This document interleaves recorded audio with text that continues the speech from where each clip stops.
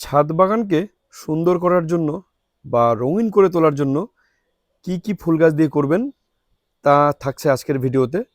সমস্ত ফুল গাছ দেখাবো যে কোন কোন ফুল গাছ দিয়ে আপনারাও আপনাদের ছাদ বাগানকে একদম রঙিন সুন্দর করে রাখতে পারবেন। পুরো ভিডিওটি দেখার অনুরোধ রইল। অসাধারণ সুন্দর একটি ছাদ বাগান এবং কিভাবে করা হয়েছে এবং কি পরিচর্যা সেটাও জানবো। নমস্কার বন্ধুরা, আমি পাভেল আর আপনারা দেখছেন টক অফ ট্রিস। দাঁড়িয়ে আছি ফুলের স্বর্গরাজ্য। হ্যাঁ, কেন স্বর্গরাজ্য বলছি শেষ পর্যন্ত দেখবেন, তাহলে বুঝবেন।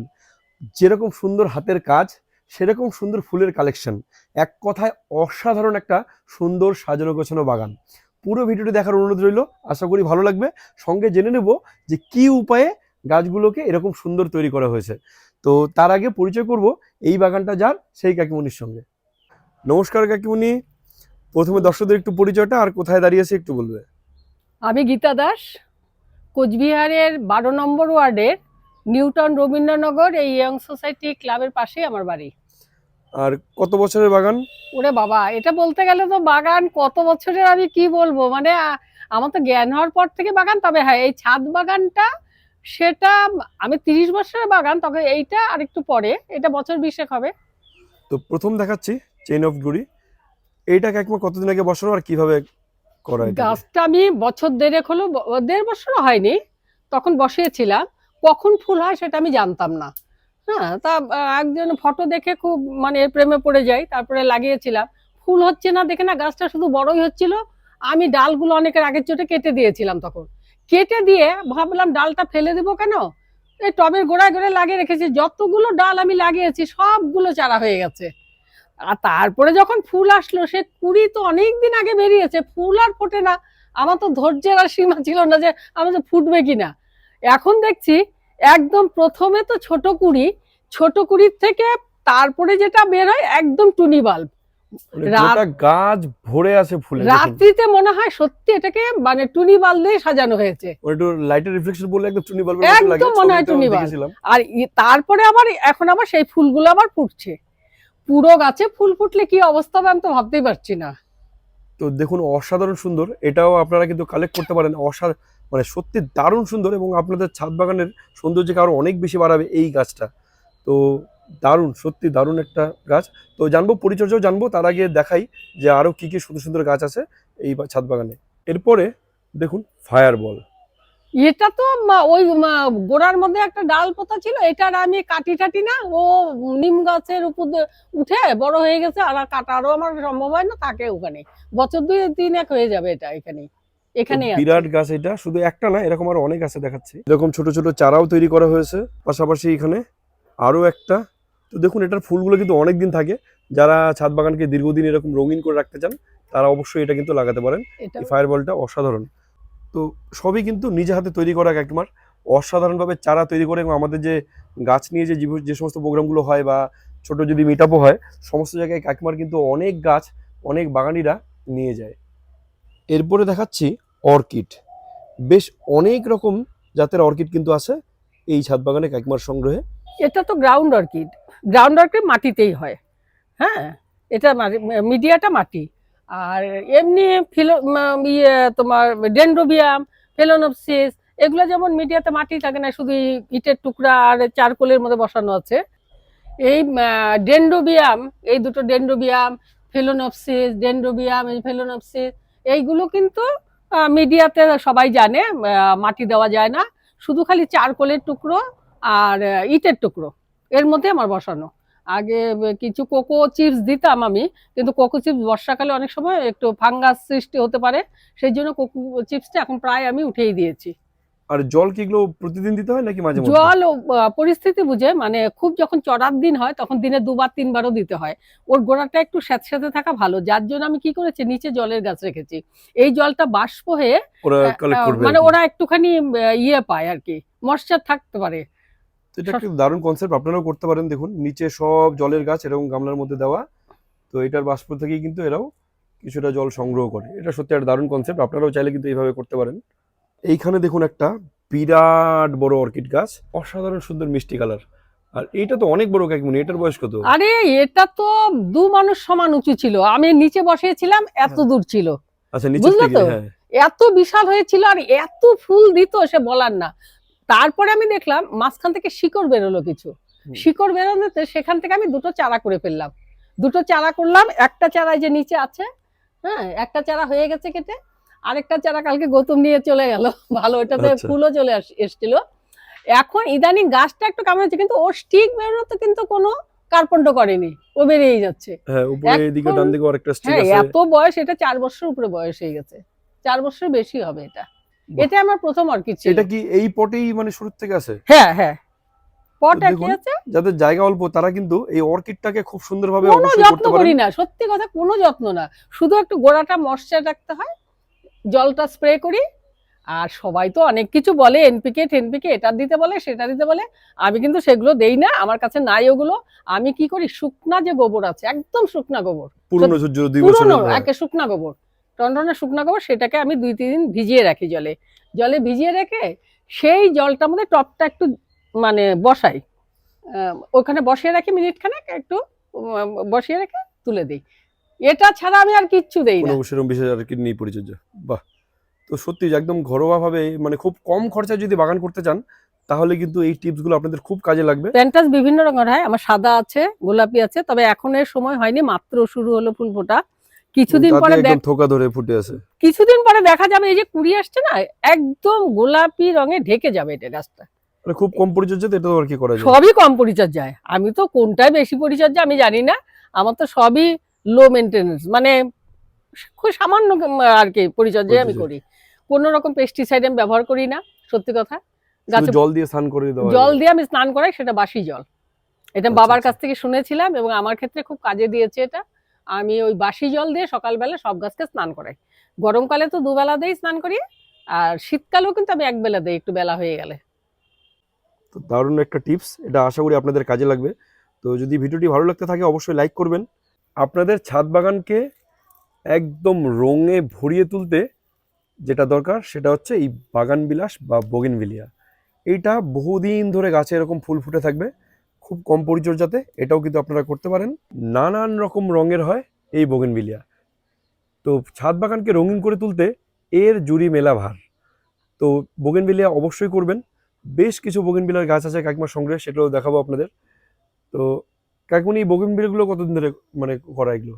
বগনভেলি এক একটার এক এক রকম মানে বয়স। এটা তো দেখতে পাচ্ছি খুব সুন্দরভাবে, দেখুন হ্যাঁ, এটা গোড়াটা বেশ গোড়াটা মোটা। গোড়াটা খুব মোটা করেছি, এর পরের বার আরেকটু ভালো করে করার চেষ্টা করব আমি।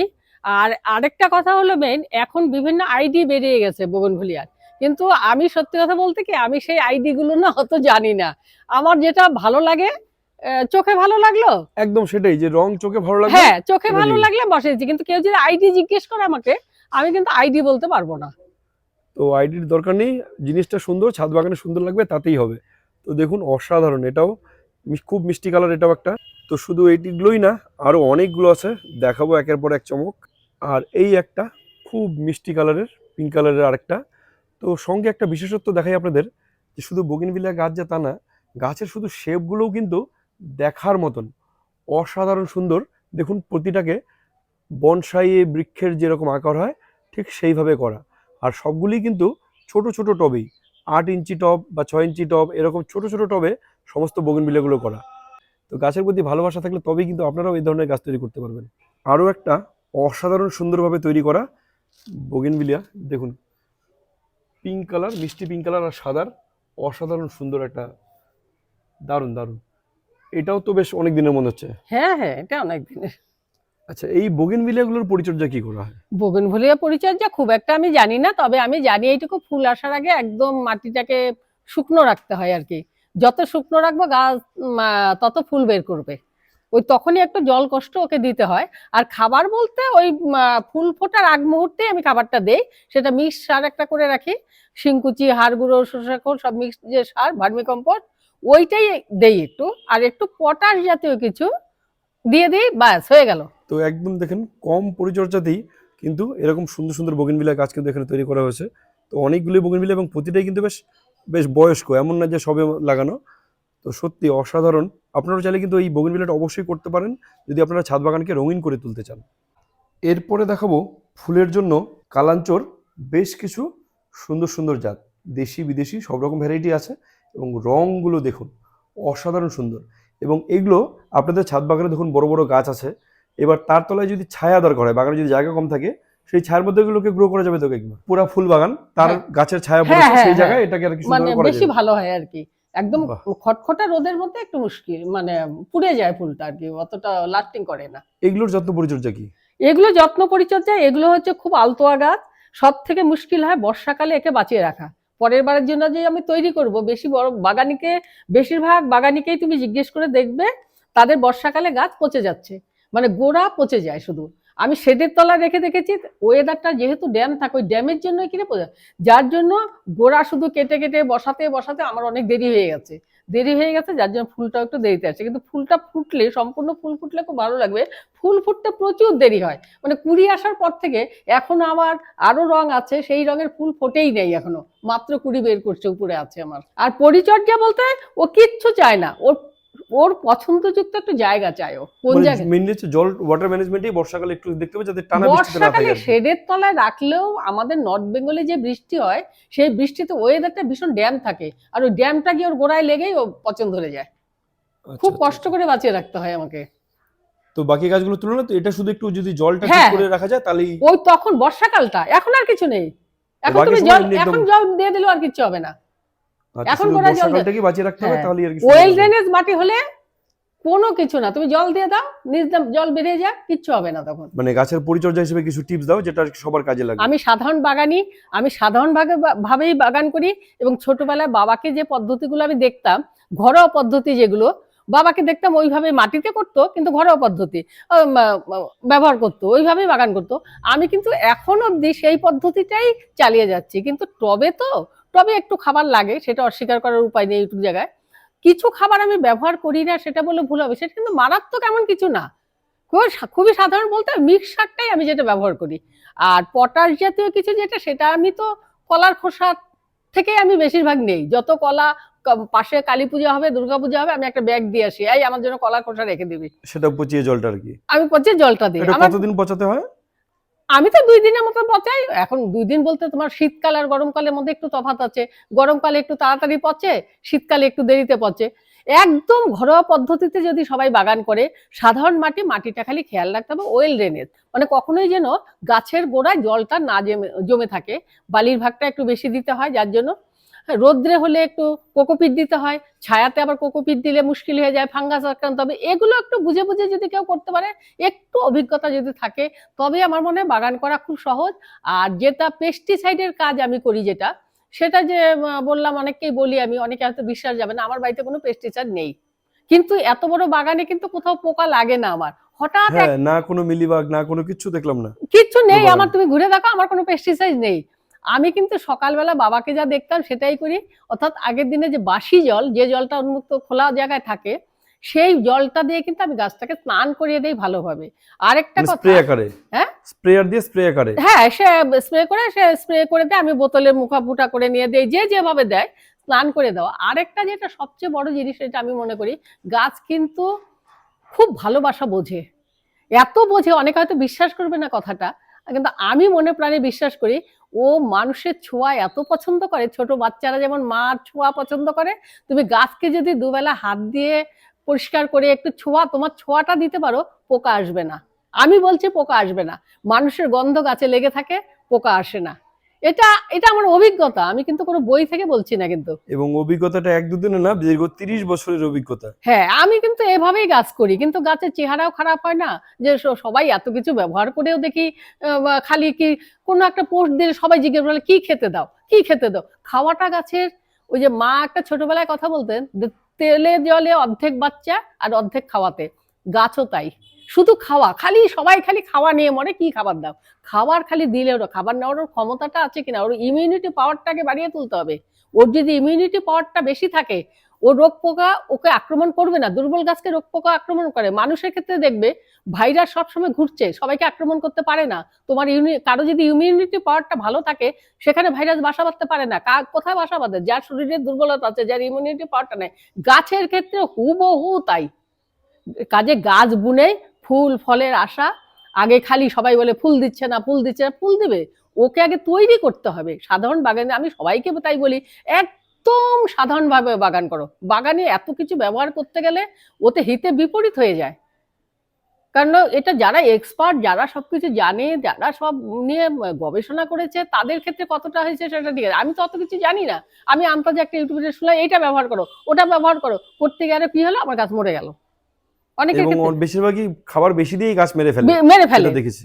হ্যাঁ, একটা ছোট বাচ্চাকে যদি আমি এক গাদা খাবার দিয়ে বসিয়ে দেই, ওকে হজম করতে পারবে? প্রত্যেকের যেটা প্রথম ভুল হয় সেটা হচ্ছে ওয়াটার ম্যানেজমেন্ট, মানে জলটা অনেকে হয় বেশি দিয়ে ফেলে নাহলে কম দিয়ে নাইলে ফেলে। কম দিয়ে ফেলে। এই যে আমি বাড়ির থেকে বাইর হই না কিসের জন্য, যাকে রেখে যাব ওকে পই পই করে বোঝালো কোনো গাছ একটু জল বেশি খায়, কোনো গাছ একটু কম খায়, কোনো গাছের গোড়াটা একটু স্যাঁতসেঁতে রাখতে হয়, কোনো গাছ আবার ড্রাই পছন্দ করে।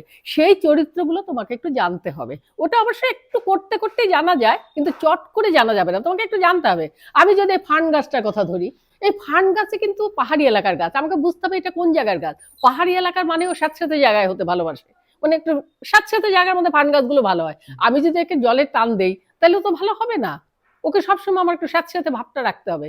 আমি এখন বোগনভেলিয়া করব, বোগনভেলিয়াকে যদি সবসময় জল দিয়ে ডুবিয়ে রাখি তাহলে তো ওটা হবে না, পাতাই ছাড়বে, শুধু পাতাই ছাড়বে, ফুল আর দিবে না। তো এই তো জলটাই বোঝাটা, জলটা একটু বুঝতে হবে। এবার এই বোঝাটা মানে কিছুটা গোড়া শুকালে তবেই হয়তো জল দেওয়াটা ঠিক। সব গাছের ক্ষেত্রে নয়, আমি ফার্ন গাছের কথা বলে, ভেজা থাকতেই জল দিতে হবে ওকে। ফান গাছটা, হ্যাঁ, হ্যাঁ, মানে জল এখানে বেশি দরকারের, মানে ও স্যাঁতসেঁতে জায়গাটা ভাবটা পছন্দ করে। রাখতে হবে।